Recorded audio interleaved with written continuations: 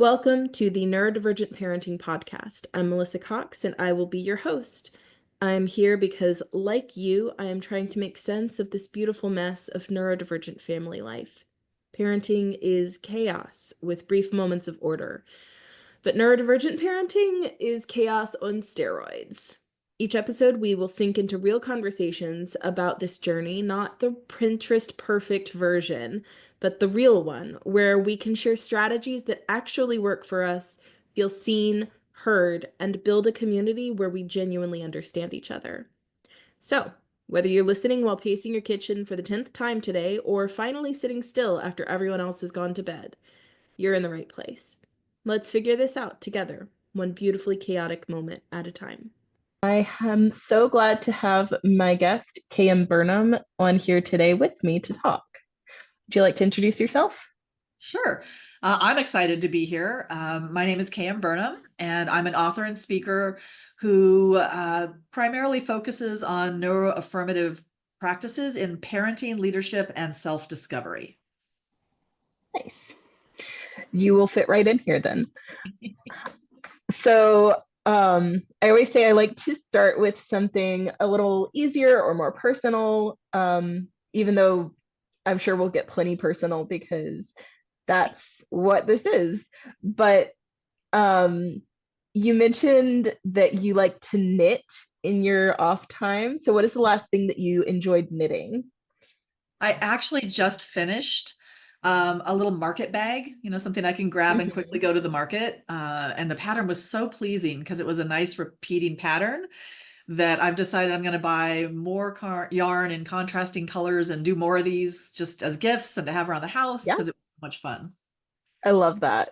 I love a pattern. I crochet, but I love a pattern where I can just zone out and do something else, like listen to an audiobook or watch a show. Yep.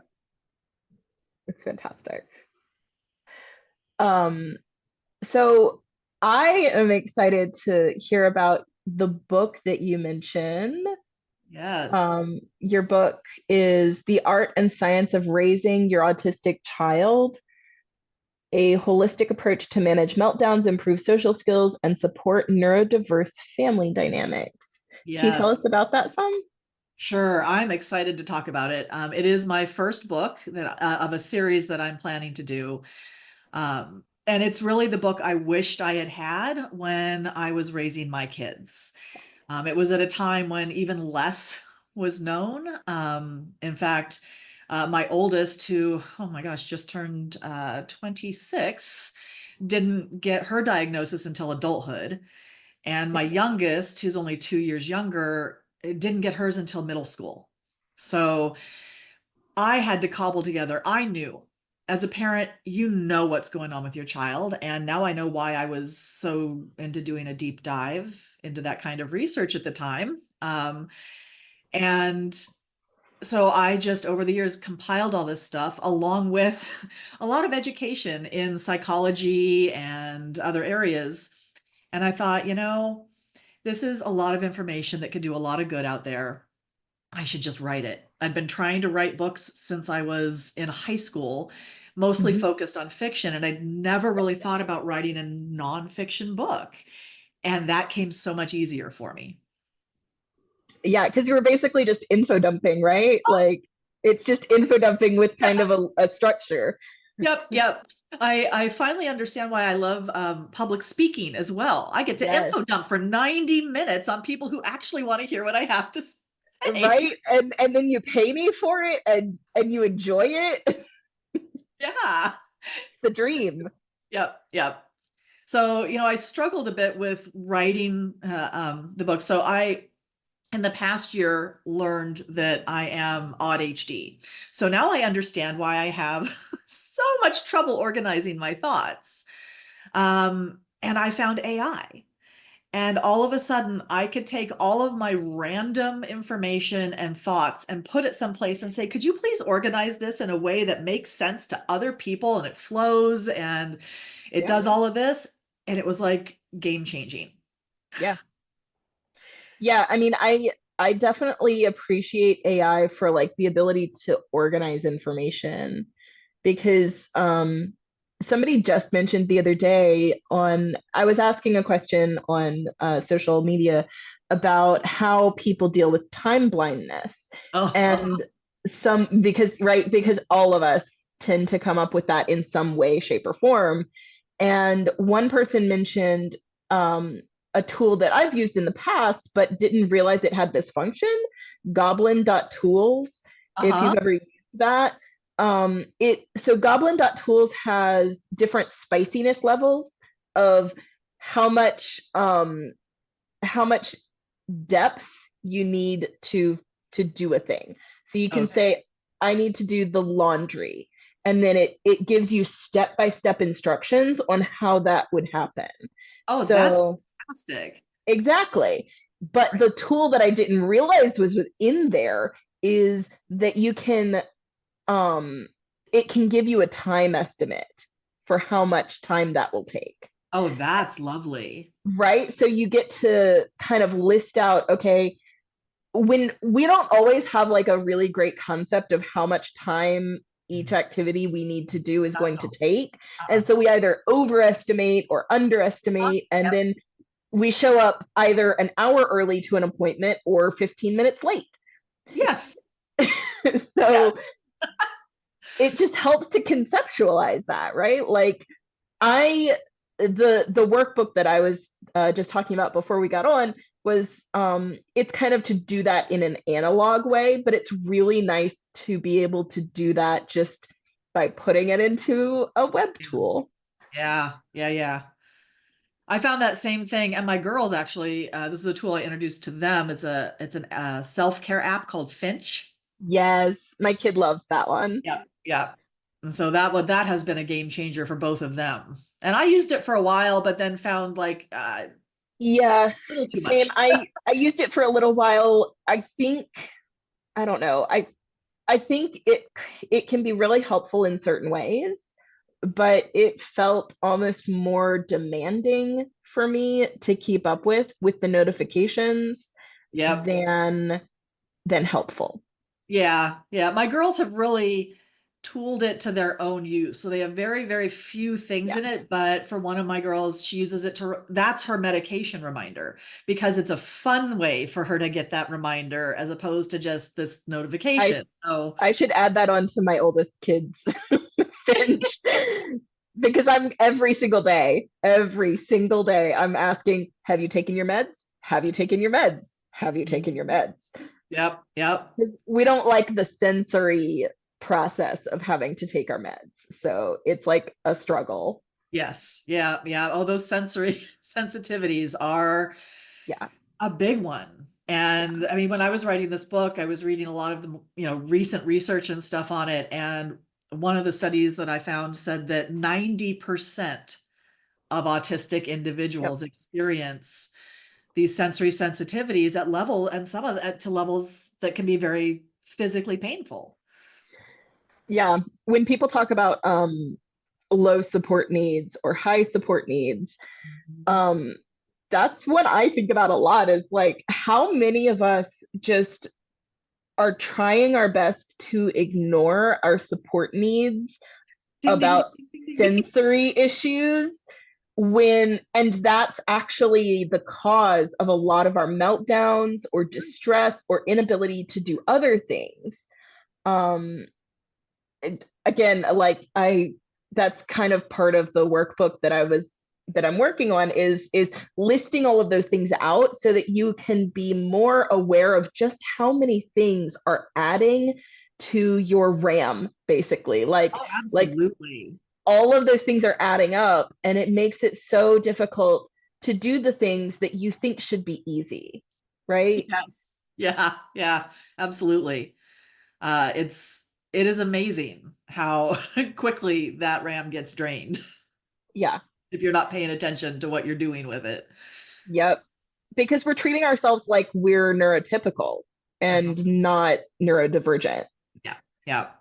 Well, especially for the community of adult or late diagnosed individuals, we've spent, I mean, for me, it was 53 years internalizing all of this ableism and everything that's my biggest challenge in my unmasking and figuring out, what my authentic self really Yeah. is I bump up against that a lot.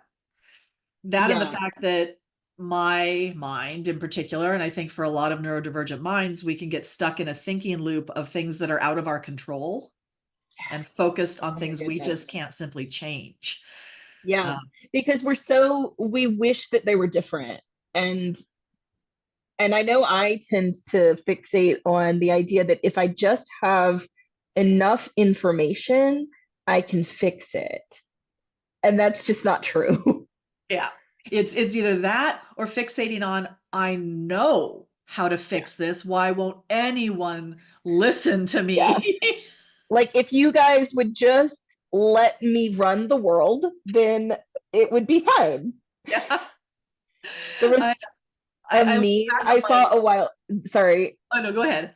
there was a meme I saw a while back and it was like them saying everybody's autistic these days and then the person looking around, there's trains late, there's planes not running on time. Like I don't think so. I don't think that that's true. No, no, it's not. Definitely. Yeah, I in my previous career before I moved into entrepreneurial world and now into the author and speaker world, um, I realize in hindsight why I was so successful. I was with one company for about 30 years, but I worked my way up and I got put into a leadership position fairly early on in my career. And it explained why I was so good at leading and directing and putting together systems because I had people underneath me who maintained everything. Yeah. Yeah, because you just had to come up with the framework that they needed to follow, Yep. and you didn't have to be the one there doing the thing and making sure that it got done every single day. Yep. Yeah, Exactly. Yep. yeah. That's so hard, right? And some of us, I mean, some of us neurodivergents like work in different ways too, right? Like some of us are much better at, okay, I just need to do the same thing every day and keep up with things and have a very predictable schedule because I don't want to have to constantly make decisions and because that drains us Yeah. sometimes, like the Oh, absolutely. constant decision making.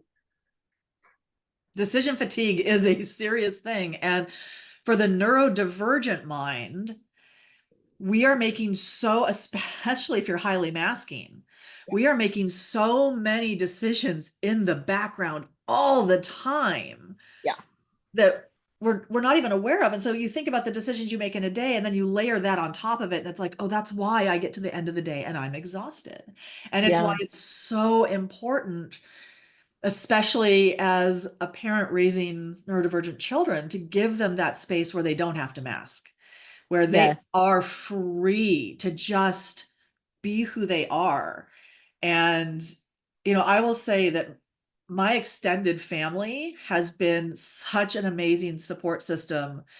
And somehow we all, as we're all now realizing, most of my family is probably neurodivergent, is that we just It's somehow genetic. yeah, intuitively knew how to allow this to be. And so my youngest really connects to the world through TV. Like she explains a lot of her world through medical and cop shows, procedural I feel that. TV. Yeah. Except mine is sci-fi and fantasy. Oh yeah. I'm all of it. Like give it to Yeah. me all. And we just allow her to, and always have, to enter and exit conversations through TV, through references to her TV shows. Yeah. And I realized recently, like while writing this book and researching other things, just how important that was for her to have that, to never feel Hmm. like she couldn't talk Yeah. about it, or we were annoyed with her always talking about TV shows, like, or trying to Yeah. get her to talk about it in some other way. Just Trying let to her be change her, her. right? Yeah. To fit. Just accepting people exactly as they are. If it's not a thing that hurts anyone, it's not a thing that affects other people negatively, like why? Why are we Right. trying to change it? Yep. It's why there's it's a short, very, concise section in my book on the difference between like social courtesy and masking, because that's something I hear all the time. She says, well, everyone has to mask, everyone masks. And it's like, no, no, they don't. Everyone I needs think to that's so conform to important. social protocols Yes. that you might not but Like the autistic and ADHD people can be polite. We can right. learn. Like, I think it's actually one of my friends actually talks about how she wishes that etiquette were still taught because it's it's a clear and like laid out structure that Yeah. if we all know it, then we could all follow it, and it wouldn't be a constant guessing game Yep. to figure out like what is the appropriate response here, what is the appropriate way that I greet guests or way that I go into another person's house. If it were just taught, then or like formalized, it's like it would be easier. Mm-hmm. Yep, absolutely. It's one of those things. Also, though, the other side of it is one of those things where some of that learning at a young age Yeah. prevents, especially young girls, from Yeah. being like diagnosed, from being seen Yes. for who they are and what they need and their supports. And so I go back and Definitely. forth with like, Yeah. how do we do this? Like, how do we impart this information in a way that people understand? Like, yes, we all need to follow certain social etiquette rules so that a Yeah. society can function and survive. Yeah. But But within that, not to a stifling like point. right. Within that, there is natural human flexibility that's needed, Yes. because even if you're not neurodivergent, if you're what I do not like the term, and this is something that I have done my whole life. I know I don't call it work-life balance. I call it Hmm. life-work balance, because the order of the words makes, is Fair. Yeah. a priority to me. So I no longer call it neurotypical. Because there's a lot of research that typical implies majority, and it's more like that's what the world is set up for. Not, it's turning out that may not be the majority neurotype. It's just the one that can organize itself best to put the rules in place. Yeah. And so I tend to call it neuroprivileged, because you are privileged to live in a world that was built for you. Yeah. I think that's really valid. Is it is easier if that is your neurotype. Mm-hmm. And It's not so necessarily like everything is easy, just like any kind of privilege. It's just that that is one less thing that you have to figure out. exactly. It's one less layer of complexity you have to navigate. It's Hmm. another way that you feel safe in the world, because it's built Yeah. for you. Yeah. You don't ever have to, just like someone who is able-bodied doesn't ever have to Yep. question whether they can walk into a store that they want, or a restaurant or Yep. something like that. It's privilege. You can't change Yep. it. It's just what it is. It's not a Yeah. bad thing. It's just to be aware of it. Yep. So you discovered you were ADHD like much later. When did the journey start? Like with your kids? Well, I look back and I kind of feel like I should have known, and I hate the word should, but I used to say Yeah. things when I was with my youngest, because routine was really, really important for her. And I was like, this really helps me too. This is great. Like, I know what's predictable in my day, and it makes it so much easier. And it just never occurred to me. I just keep going on with my days. And then it was my oldest had moved out, and was coming back home, and she was expressing to me that her therapist had said, without a like truly formal diagnosis, just enough of a awareness, sounds to me like you're not just ADHD, which she was diagnosed with as a child, you're also autistic. And so we're just going to treat you now like that is your neurotype. We don't need to know more, because if it Yep. works for you, then that's good enough. And I was like, okay, I accept that. I get that. I believe self-diagnosis and all of this stuff is valid. So I'm going to start learning how to support you as an adult. What kind of supports do you need? What does this mean? And so I started picking up books and reading them. And I was like, wait a second. Um, that's my childhood you're describing. I've never heard it Yeah. written that way. Oh no. So at first I was like, oh, I must be highly sensitive person. Like this just checks, like all these boxes check. Yeah. And so then I started, of course, going into a deep dive of what all these things meant. I was like, oh, rejection sensitivity dysphoria. Wait a second, that explains so much about my life. And oh, wait, pervasive drive for autonomy. Wait a second, this is starting to layer a little too much. It got a little too personal too fast. Yeah, yeah. And I was Yeah. like, okay, well, I've worked in this way. So in my previous career, I spent 30 years working in live entertainment ticketing and customer service. And I was responsible for all of our accessibility programs. And one of the things I did was implement and start one of the first sensory friendly performances for children in the area. That's awesome. And so I've always worked within this community and with it. And I really subscribe to the not without us philosophy. Yeah. And so I was like, well, I personally don't necessarily need a formal diagnosis to accept this is who I am, but I want to make sure that this is all legit, that I'm not conflating my childhood traumas, which can mimic Yeah. these symptoms or exacerbate them with this. I need to know for sure. I want to be able to stand up proud and say, no, I am a part of this community. Hmm. And to have something to say to the people who don't believe me, no, here you go.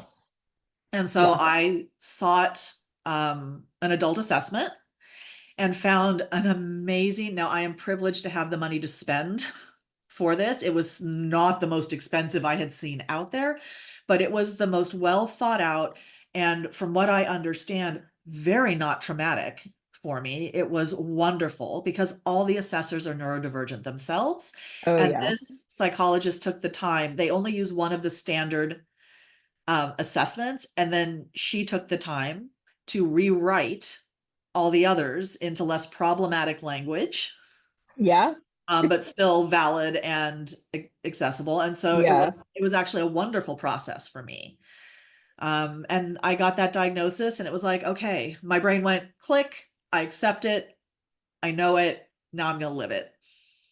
I love that. And I feel like so I am self-diagnosed. I am not seeking a formal diagnosis, at least for until my kids are grown, probably, because that's just it's so often for I've talked to many people over the years, like we only have so much energy and we only have so much ability to do appointments, to make all of the things in life happen. And I'm just trying to keep everybody alive right now and trying to get formal diagnoses for my own children, because even though like we've talked with therapists over the years and they definitely agree, it's still I would like for them to have a formal diagnosis.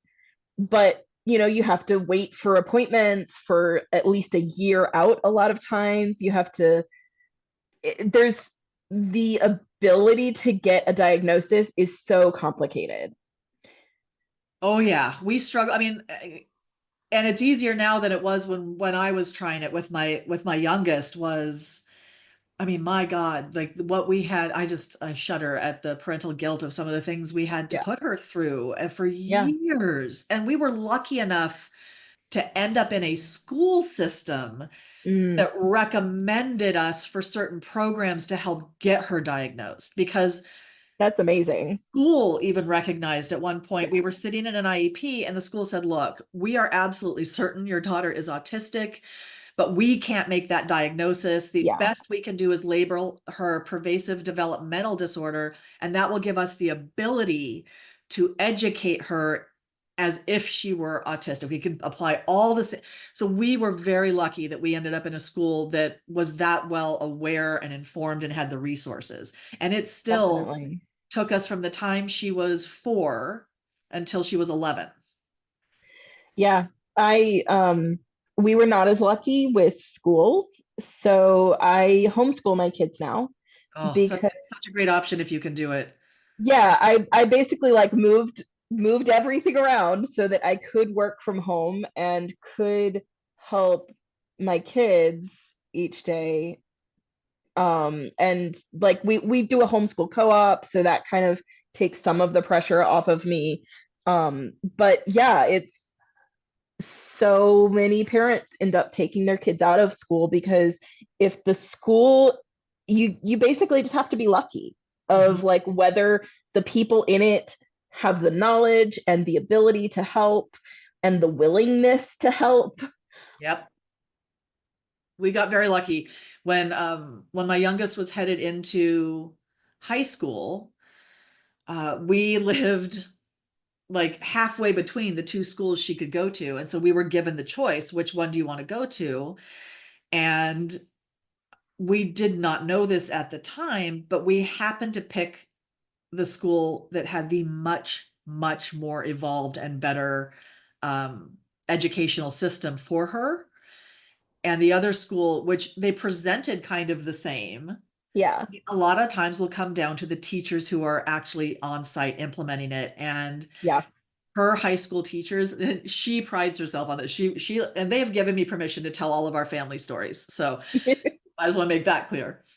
In middle school, their father, my late husband, would be called down to the school weekly, sometimes Yeah. multiple times a week for behavior issues. And a Hmm. lot of it was just the teachers and the school not listening to us or to her Yep. with what she needed in the supports, right? Yep.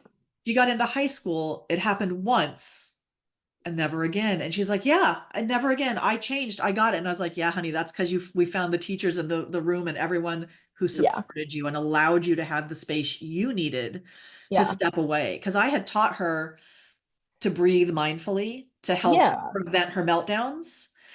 And some of her teachers in middle school would let her step outside and others Yeah. wouldn't.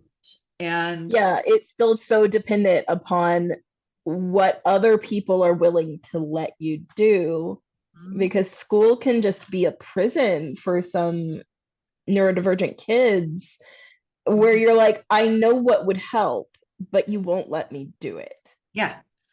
And as a parent, I mean, our care team for our IEPs simultaneously loved and hated us because we made sure, I mean, I was like well informed and I knew how to do these Yeah. IEPs, and I was coming in with, nope, that doesn't work. This is what works. This is what we do Yeah. at home. This is what you're going to do in the classroom. This is how we're going to change this goal. And we'd just sit there and I'd be like, nope, yep. And by the time we got to high school, after our first IEP, they were like, okay, what do you want us to do? How do you want us to do it? Let's look at this together. Because they Yeah. got that we understood her best and we were Yeah. actually paying attention at home and really focused on it. And Yeah. unfortunately, to the detriment of our other child whose needs were not, her support needs were not as high. And that's Yeah. why in this book, I really took the support the whole family approach, Yeah. because I wish we'd done a better job of that with her. And she and It's I have so resolved hard. that, and we've Yeah. we've come to terms with it. But yeah, I still wish we'd done a better job for her. And I mean, I think that we're all figuring it out as we go. And even though we have more information available now than you did when you were raising your own kids, it's still cobbling together like a million different things and trying to find the accommodations and the supports and the scaffolding that each individual child needs Mhm. and what we can provide because even sometimes when we know there's something that could help, that doesn't mean that like finances accommodate for that or insurance or just like the rest of the family because if you have multiple children, there's sometimes you're doing the best you can and like one of the kids has a more emergent need Mhm. than the other kids. Yep. Yeah. And if you're living, it's neurodivergent children, neurodivergent people in general are as wide a variety as anyone else. And so learning how to support every child in your family and make sure that every child feels seen, heard, and supported in the way they need, it's it's just a ridiculous forest to navigate through. It Like, is. And it's again, it's we're all doing the best we can, yep, and that's enough. Like, yeah, even if it's yes, not enough, it is as much as we can do. And we're only one person or two Yeah. people or yeah, like We're all I limited think beings. We're all yes, limited. We're limited in our knowledge. We're limited in our energy. We're limited in our lifespan. Like we are limited beings. yes, And accepting those limitations is when we can actually navigate through them. yes. I think that's so like that is a huge area of growth for a lot of neurodivergent adults who got diagnosed or didn't realize that they were until adulthood is realizing our limitations and accepting our limitations, like not continually trying to fight against them, but finding, okay, so that doesn't work. What can I do instead? What can I take off of my plate? Because it doesn't matter how much I want to do, Mhm. I literally cannot. I, Yep. I can't do as much as a neurotypical person can do. Right. It's why in my book, I give, it's a really simple exercise and it's even available on my website, which is the where does my time go Yeah. exercise. And it is challenging when you try to do it, especially as a neurodivergent, but I can tell you that it is game changing when you can even just, you try to do it for a week, but if you can only do it for a day, just writing down as you go through your day how much time you spend on every task and what those tasks are, and then breaking them down into what must get done, right? I have Yeah. to feed people, so I have to go to the grocery. Like Yeah. there are things that must get done, but of those must get done, how many do I actually need to do? Right? How Yeah. much of it is something I have to do, or how much of it can be delegated to someone else or done together or something like that that makes it easier? And what are things that I just want to do? Yeah. Right? And why do I want to do them? Like, Basically like stepping back so that we can reprioritize yeah. what we need to. So I, without ever having read your book, because we just discovered each other, I have effectively written a very similar book. Um, and yeah, it's the way that my brain works is sort of similar and more I describe my brain as a card catalog, and like everything needs to go in its place and everything needs to be categorized so that I can get a picture of like where I can find things, where I can fit things that need to happen into my day. Yeah. Yeah. Um and so yeah, the similar to what you're describing, it's like how do we assign an amount of energy? Like I use spell slots as my because I love playing role playing games and fantasy and stuff. So I use spell slots as opposed to spoons, right? Do you know spoon theory? Yep. Oh yeah. So spoon theory, I always loved since I discovered it many years ago, but Yep. Yep. it doesn't quite describe how neurodivergent people use their energy. So, I mean, I think it's like an amazing framework for a very basic explanation. Yep. And then when I think about spell slots, it's like you have different levels of spells, right? So you have different abilities that some take a lot less energy and some take a lot more energy. And so, how are you assigning those throughout your day and how many are you putting onto yourself? Because I know That's I tend to just pile on because things just all feel important. It's yep. we are as autistic people and neurodivergent people notoriously bad at like figuring out exactly how important things are like Yes. immediately. Like Uh-huh. prioritization is hard. It is. It is absolutely. And what's really funny is throughout my life, I really have been putting in supports for myself without knowing Mm-hmm. why I needed them. And Yep. one of the things I used to do at work and that I trained my staff and other people to do is when your boss gives you an assignment and you feel like you have a lot on your plate and you don't know how to prioritize it, A, it's not your job to prioritize your work if your boss is giving it to you. And Yeah. B, you simply ask them. You simply tell them, Yeah. hey, I have X, Y, and Z on my plate. And to do those, and this, I'm going to have to shift something around. For you, Yeah. where does this priority fall? Because then I didn't have to prioritize it. They told me, oh, no, Yeah. that comes after the things you're working on. Great. Now I can set that aside. My brain doesn't have to think about it.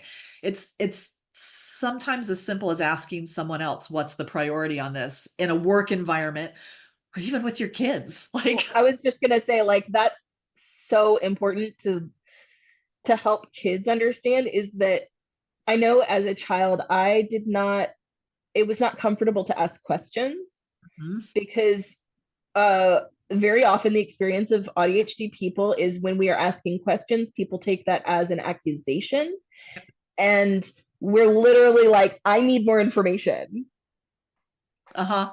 And Yeah, so, the question about I learned not to ask the questions, well, what about, whatever? yeah, Because for a neurotypical person, apparently it implied they hadn't thought about something.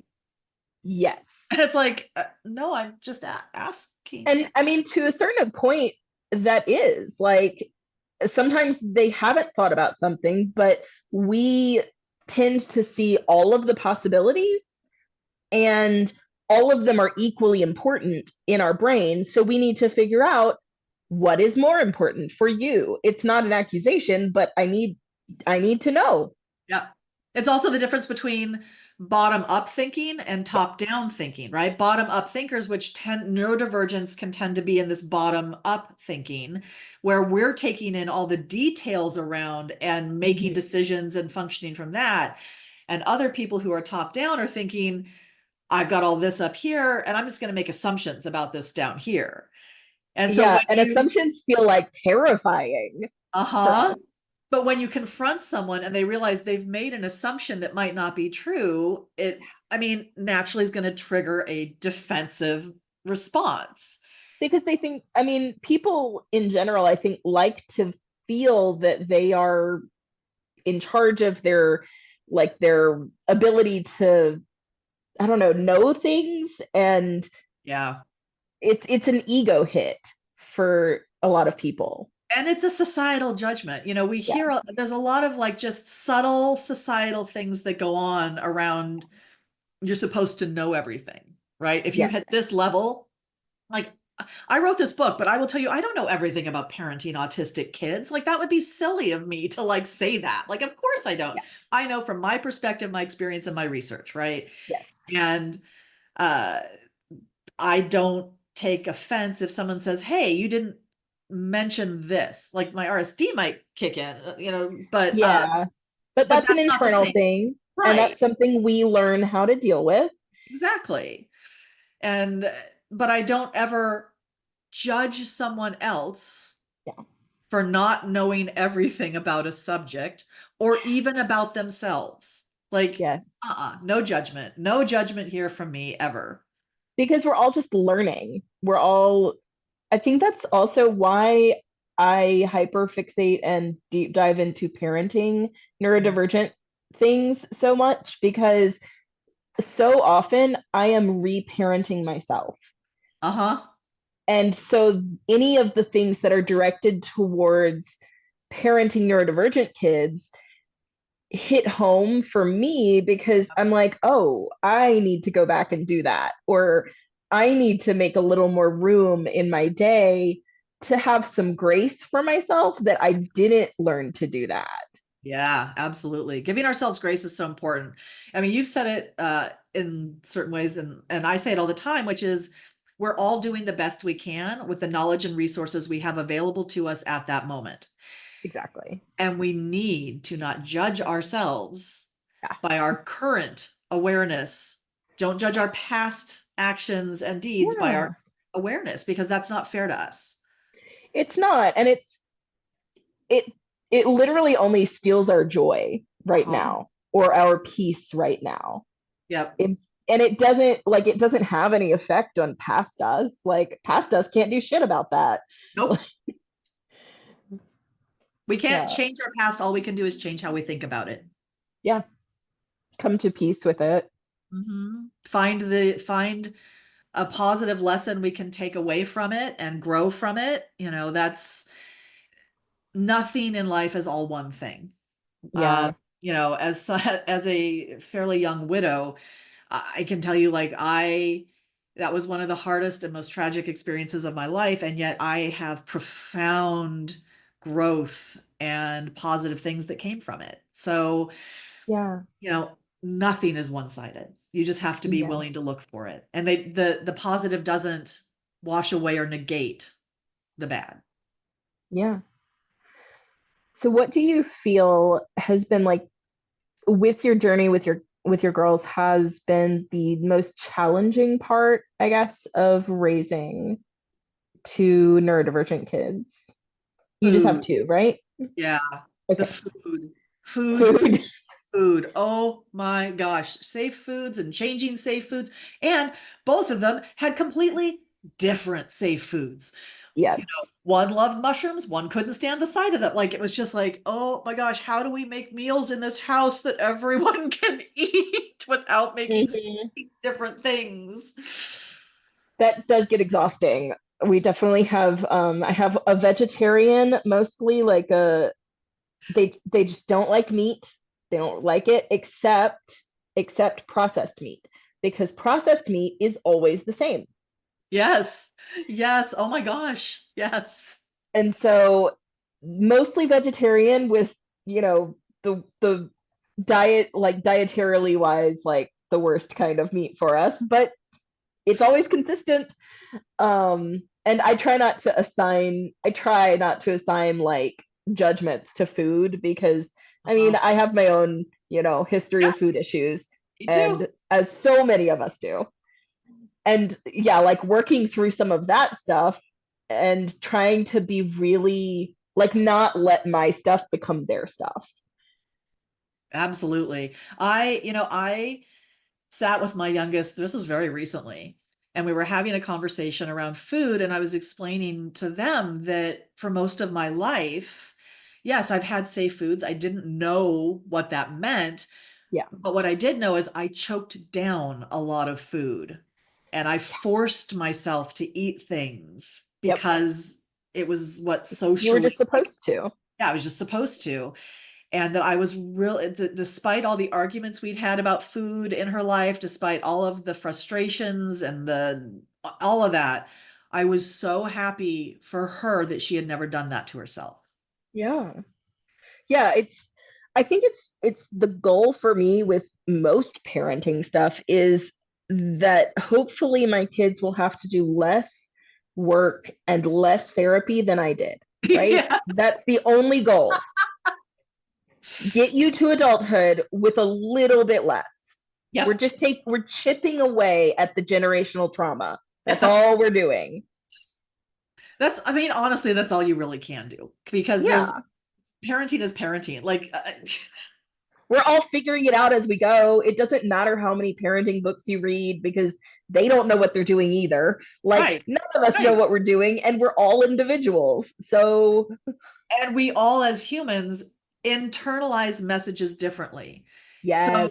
even if you think as a parent you're giving a really positive message, you don't Yeah. know how your child is internalizing it. Yep. And more often, as I was talking with my mom recently too, as I was writing the book and saying that, like, wow, she really, my childhood, my early childhood before I went to school, and I was an only child, so she had that privilege of one focus. Yeah. But she really just intuitively kept me safe in that world, in a lot Yep. of like prepping me for where we were going, never forcing me to like do like Yeah.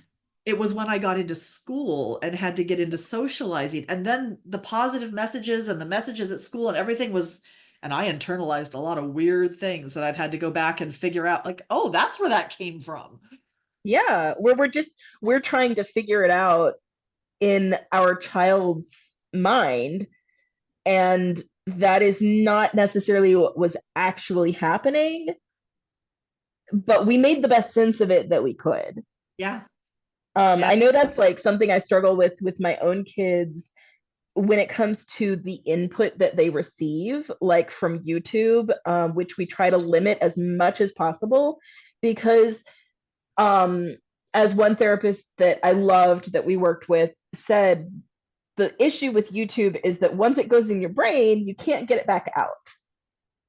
And there's Yeah. so little regulation and there's so little it's just so hard to determine. Like, they can start with something that's totally fine and end up, because of the algorithm, on something that Uh-huh. is terrifying and horrifying. Uh-huh. I Yep. don't know how much you encountered that with your girls.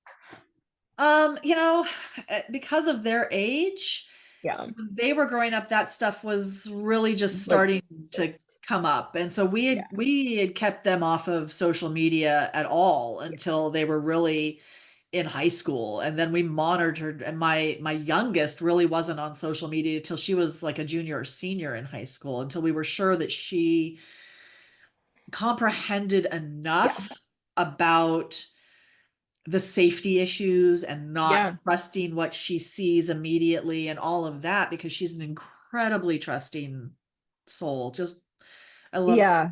her. It's so wonderful. And I don't want to take that away from her, but I want her to be safe. Exactly. You want to, like, somehow capture and like put away the Yep. part of them that is so genuine and trusting, and yet build enough of a shell Yeah. that they don't get hurt all of the time. Yeah. Yeah. It's even now, she'll text me. I'll get a random text from her and she'll just say, "Hey, mom, this might look too good to be true. Can you do some research and tell me?"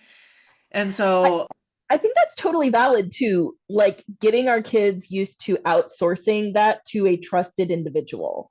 Like, yes. not not just anybody, but to a parent or a mentor or someone, to be like, "Hey, this is what I'm seeing. Can you give me some feedback and say if this is also what you see?" Yep, absolutely. And so in that, what I'm also doing is teaching her her own level of skills for researching Yeah. herself. So I used to just do the research and then give her what the Yeah. information was, because that's what she could handle. But now, she's taken some critical thinking classes, she's taken some other, Mhm. classes around these skills. And so I will do the research myself, and I will say, okay, here are the sites. Here's why, you can look at these things. Here's where I looked. Here's what I read. I would like you to just go look at this, go see Yeah. what I did, and then we can have a See what conversation. you think about it. And she gets That's such an important skill. it. She'll say to me, "I know you'll want me to research this on my own because you're trying to teach me how to be independent, and I know I need to do this." Like, Well, but it's also that you're teaching, it's that you're teaching how to research yeah. and how to discern what is, because I mean, we know how many people will say on the internet, "I've done my research," and it's like, do you know what research is, sir? Right. Like, do you know what research actually is? No, you did some Google searches, is what you Yeah. did. Yeah, I say it as someone who I got all the way through my doctorate until the original research portion and got really, now I understand why, disgusted with all the gatekeeping and rules and all of that. And I stopped my doctoral work. So Yeah. when I talk about research, I talk about research at a doctoral level. Like, I personally love reading research papers when they are about a special interest. So, like, the other day I was reading a paper that was published about clutter, and about, like, how different people interact, and, like, sort of like the sociology and the philosophy of clutter and how people relate to it just Mhm. as a sociological thing, because that's fascinating for me, right? But not everybody loves reading research papers. And I have to say, I don't love reading research papers when it's about something I'm not interested Yeah, in. me too. Me too. And That's so finding the people that I, basically creating a web of neurodivergent people who, like, what is your special yeah. interest? And when, like, then I know the person to ask, and, like, "Hey, what do you know about this?" Yep, yep. My passion has always been, what does it mean to be human in every All the aspect of it? time. All the Yes. time, everything. And so it's no surprise that I have a master's in psychology and a master's in business. Yeah. And I yeah. think especially a lot of AFAB people were raised in such a way that, like, we masked so heavily, because a lot of AFAB autistic traits lean toward natural sort of masking ability because our Uh-huh. interests tend to be fashion or makeup or people and how do I people the best. And Yeah. even though it is killing us inside, we have learned how to pretend to be a Oh, person. I started acting at a very young age Yeah, and taking acting classes and me improv too. classes. And I was on a path to be an actress. Yeah, That's what I was going to do until my RSD kicked in. And I was like, yeah, I can't do this. I'm yeah, not going to I go and get rejected 17 times a oh my day. god. I loved opera and I loved singing opera, and I could not do that as a career. I just Yeah. didn't Yeah. have the ability to take the constant like criticism because and Uh-huh. you need criticism to Oh, get yeah. better, but the constant feeling of like I'm not enough, I'm not good enough, Yeah. even if you are, Yeah. like Yeah. the RSD is so painful. Hmm. Oh yeah. In high school, I was in choir and I auditioned for the a cappella group. I'd been singing Mhm. for years. Yeah. And because I'm highly sensitive, because in a high emotional state, I can't control my voice and I can't Yeah. control the emotion in it. And I was at the time like 15 years old. Yeah. I had a horrible audition. Fine. I was like, fine, I'm not going to make it. Whatever. I'll sing in choir. Until the next day when the choir teacher called me and like three other people out and said, you need to re-audition to be in choir next year if you want to. Yeah, in front of the whole class. And it wasn't That is until so last, inappropriate. oh yeah, it wasn't until last year that I sang again. I stopped singing completely. I was Yep. like, oh, I suck. I'm awful. I'm horrible. Yeah, Like, it even though I knew shut that it wasn't down. true and Yeah. gone. I yeah, I didn't start even singing for myself really until I don't know, maybe 10 years ago, but like it took like 10 years of not singing Hmm. at Yep. least. And that was even only for myself. And that wasn't like, Yeah. I've Oh, I only didn't just sing in the recently shower, started didn't sing in the car. trying to, yeah. Nope. I would tell It's people my birthday gift so, to them was I'm not going to sing happy birthday to you. That was my birthday gift. Like that's how. the level of rejection. That's so terrible. Like one of the things that I do try to impart on my kids is it doesn't matter if you're good at something. It it literally does not matter if you're good at something because so often if we if we as neurodivergent people find something that is really easy for us and people praise us about that, it is incredibly damaging if we don't feel like we are good enough at it or we get into perfectionism loops. We get my kids have some really like serious perfectionism loops sometimes, and I try to focus on like you don't have to be good at it. Do you enjoy it? Yeah. That's what matters. Because Yep. you That's. can get good at just about anything if you really want to. Yeah. And you don't have to get good at it if you just enjoy it the way it is. You enjoy it for what Exactly. it is. Life is about Yeah. finding the things that you enjoy, not forcing yourself to do the things other people think you should enjoy. Yes, exactly. Even if you're really good at it, if you don't enjoy it, don't do it. I am incredibly good at math. Math comes really easy. I hate it. I hate doing math. It's easy. Like I could probably go off and be like some kind of mathematician or in a So career funny. that you I love math and I am terrible at it. Absolutely terrible. I love the idea. I love it when I understand it, but it's so hard. Like my mother had to teach me math because none of my teachers understood it. And she is also really good at math. She was going to be a mathematician and she was going to go work for the aeronautics and space it. Like she was going to go do like really serious math things. And she was the only one who could understand who I could understand it from. Yep, yep. That's So funny how that happens. that was, oh my gosh, my oldest would get so frustrated Now she is like super, like she would come out at 7 years old, walk out into the living room and explain to us string theory. Like that's her Yeah. level of deep dive into that kind of stuff. She would get so frustrated with her math because she had to do it.